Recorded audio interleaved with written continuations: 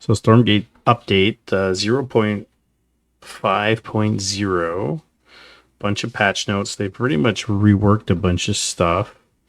And some highlights for 1v1 is that they removed the top bars, removal of the creep camps, which I think is huge.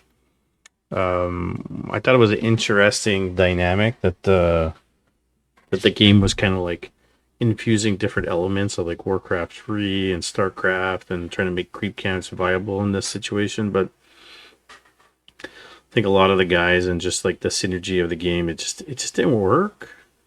But it could work. I don't know. I liked it, but maybe a little bit unbalanced for the nature of the game. And then there's the new mechanic that they introduced of Stormgates on maps. So that's something that people were complaining about.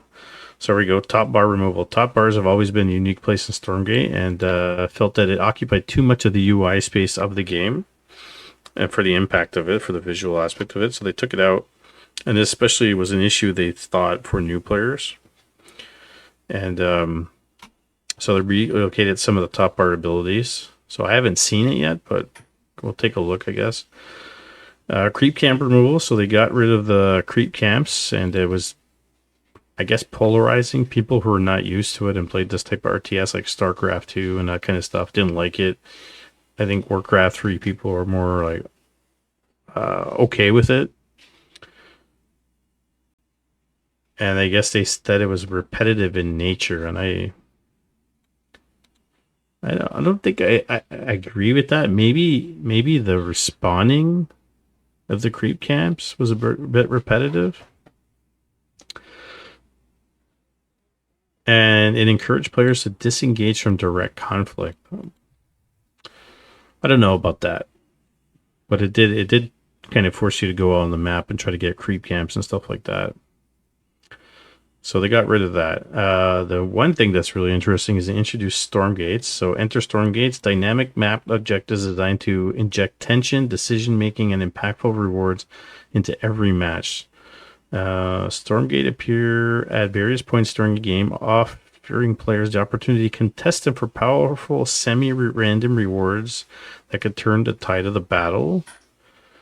Alternatively, players may opt to ignore them, hoping to deal enough harassment damage to your opponent while they opt to chase the Stormgate.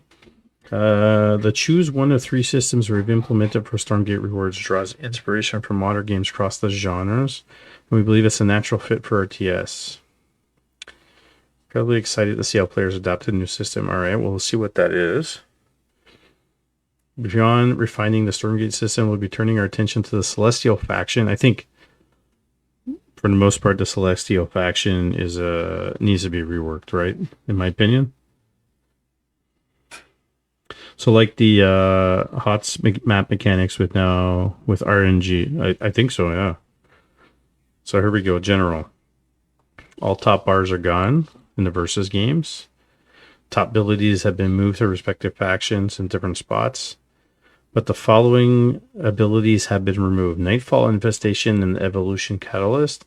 Creep camps have been removed from the game, replaced by Stormgates. Like, I don't disagree with anything that they're doing. I'm just happy that they're actually thinking about the game long term. Like, what are we going to do? How are we going to get people back? And I think they're really catering to the StarCraft people. I think there's just a lot of things that they want to bring those players in, you know. Lobby chat custom games, players can automatically join a chat channel when entering a lobby. It makes sense. All players in the same lobby can freely communicate during the pregame setup. That's nice. Performance increased ping calculation frequencies. Nice. Replays, player name, team, factions, victory, defeat, and map images have been added to the replay browser preview, which is nice. Okay, so new Stormgates. Stormgates have been introduced on 3 dedicated maps. Only 3 maps have them, adding new dynamic objectives and high value rewards. Stormgates will now appear in the following 3 maps: Edge of Oblivion, which is a new map, Boneyard, and Broken Crown, which are some older maps that they have. Ladder play will be limited to only these 3 maps, although you can play all the other ones. Yeah, so the 3 Stormgate maps. Okay, that's interesting. I guess they're still working on the other ones. Environmental update. The new Stormgate maps will now feature a day and night cycle, enhancing the map immersion, which makes sense for RTS. Stormgate state system progress through several distinct states. Deactivate it. Default state at the game start takes up ground space but remains quiet and obtrusive. Activating. Transitioning from deactivated to active state takes 20 seconds to become activated. So this is the Stormgate system. An activated non-capture. Stormgate is live and contestable, but teams can battle to claim control. Deactivating non-captured begins if uncaptured for 85 seconds, takes 20 seconds to deactivate. All FX slowly dissipates during this period. And activated capture. Stormgate has been successfully captured, visibly displays rewards awaiting collection. So it has... It'll make more sense, I guess, in when you're playing and you see it, right? Stormgate tiers. There's different tiers. Really interesting. One Stormgate activates will be several random locations at the start of each night. The first Stormgate is tier 1. The second is tier 2. And the other Stormgates are all tier 3. And capturing the Stormgate grants powerful units and relics scaled by tier. So basically they're keeping the tiers. Because there was tier 1 creep camps, tier 2, tier 3. So basically they're keeping the tiers. There's different units, and there's different units you can get. There is a healing unit. There's a creeping horror unit with a ranged. There's relics, Soulforge, Shadow Mark. There's a Power Stone.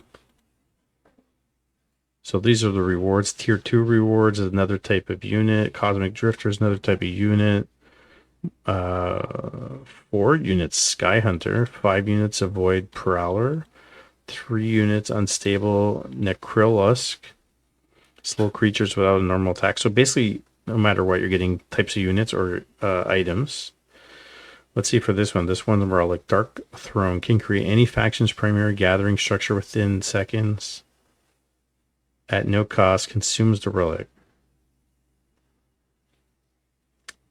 Oh, that's interesting. Soulforge can use Dark Creation to create copies of friendly units. Okay. A little strange. Tier 3 rewards.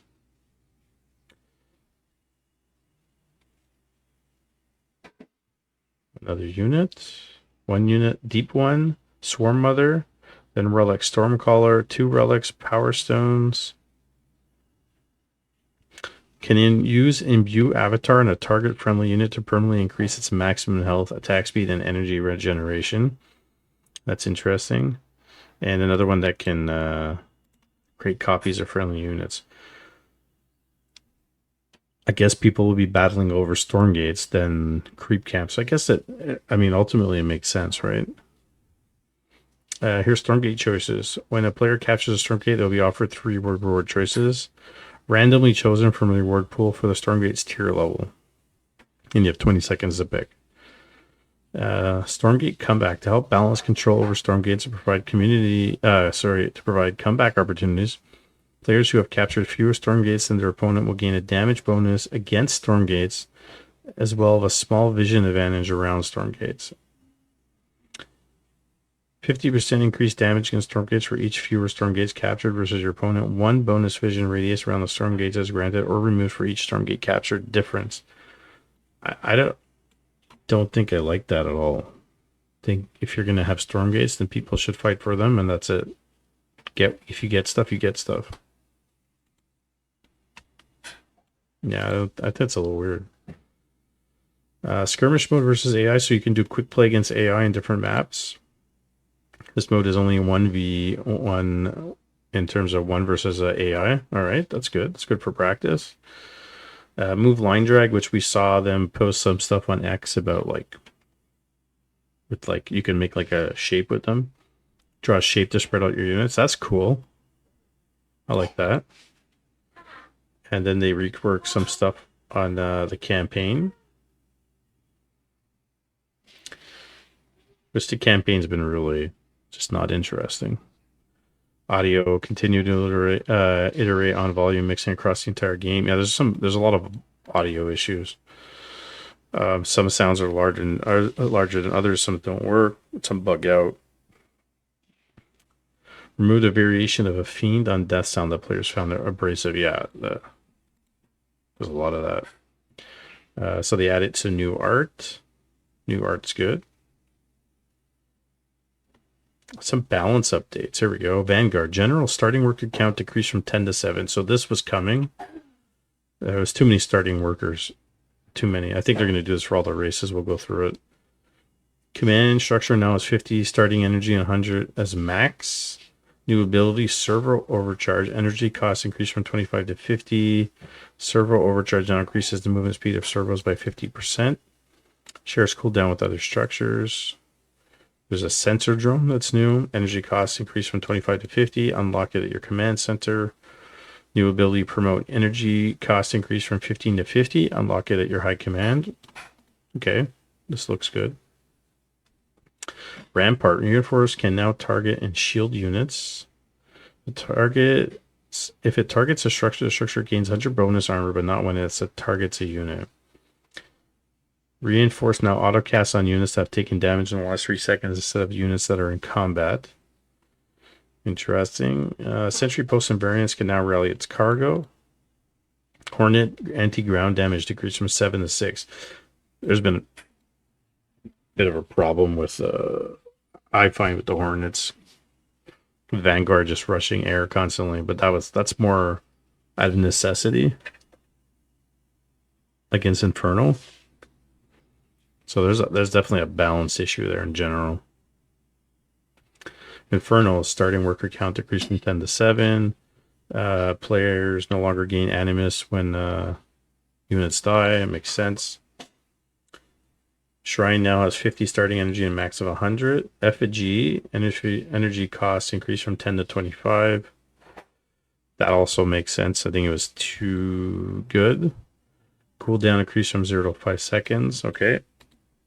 Energy max health off shroud decreased from 100 to 50. Effigy max health off shroud decreased from 100 to 50. Okay. Shares a cooldown with all of their structures. Hellspawn resurgence energy costs increased from 50 to 75. Unlocks with a greater shrine. Shadowfall is a new ability. Now additionally decreases enemy unit vision by 60%.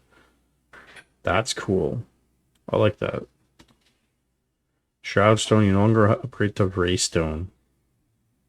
I never liked that. I never even got it, to be honest. Weapon period increased from 1.2 to 1.8 damage. Weapon period increase. So they made it a bit slower.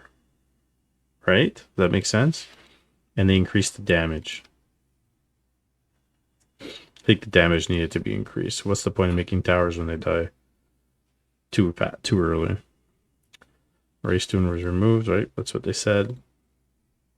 Roots have increased in cost 125 to 150, which I think makes sense. Inferno bonus, Fury bonus attack speed decreased from 50 to 25%. Reaper's Rust research time decreased from 90 seconds to 60 seconds. That needed to be. Hellburns can no longer attack air units. Ooh. Interesting. Flayed Dragon decreased the health from 900 to 700. Health regeneration shroud decreased from 9 health per second to 7. Dragons are no longer resilient and can be hit by stun, snares, and mind control. Alright. I think those are a lot of good changes there. Celestials, worker count decreased from 2 to 1. Cascade field radius increased from 8 to 10. Removed all surge bonuses. Energy is increased. No problem. Power surge cost increased from 0 to 25. This ability has been reworked. Targets one of your structures and granting 150% increased production, 100% increased movement speed, and 10 bonus health and energy regeneration for 15 seconds. That's a lot. Afterwards, the structure will be afflicted with overload, reducing its production and movement speed by 75% for 15 seconds. Cannot target collection arrays. Oh. That's interesting. So you get a perk for it, but then you get kind of slowed down for using it. Sovereign's Watch's new ability now charges the collection array instead of the structure near the collection array. No longer two charges, shares a cooldown. Zenith Scan energy cost increased from 25 to 50. No longer has 2 charges, has no cooldown. Prison maximum charge count increased from 1 to 2. Arc Fortress. No longer has Fate's End ability. New abilities Purify. Increase the energy. 120-second charge up time has now a cooldown of 30 seconds. Summon Aeon Gate. Energy cost increased from 0 to 50. Power bank cost decreased to 100. Strike nodes at detector. Blast nodes at detector. Aeon Gate can now rally its cargo.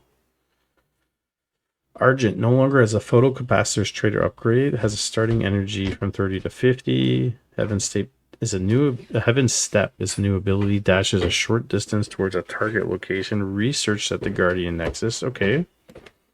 Let's see how that works out. Energy cost increased from 10 to 50. High energy now increases the damage the Argent's attack by 300%, up from 100%. Wow. That's crazy. New trait, Harmonic Exchange. Argents do not naturally regenerate energy. Instead, they regenerate energy for each 4 damage they deal or take. It's a bit of a strange...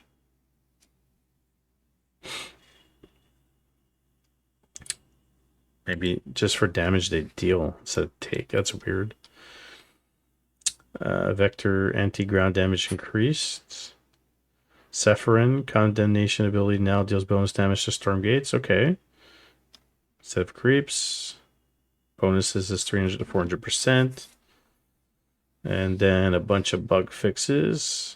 Performance issues. Hotkeys. Quick macro. What about hotkeys? Added missing hotkey for Switch Vision. Correctly functionality for custom modifiers for Control Shift and QWERTY. I just want the spacebar when it gets an alert. Some co-op games, some custom games, some campaign games. All the missions. I'm not going to go through that. So I think there's a lot of good changes, and I think they're going in a new direction there.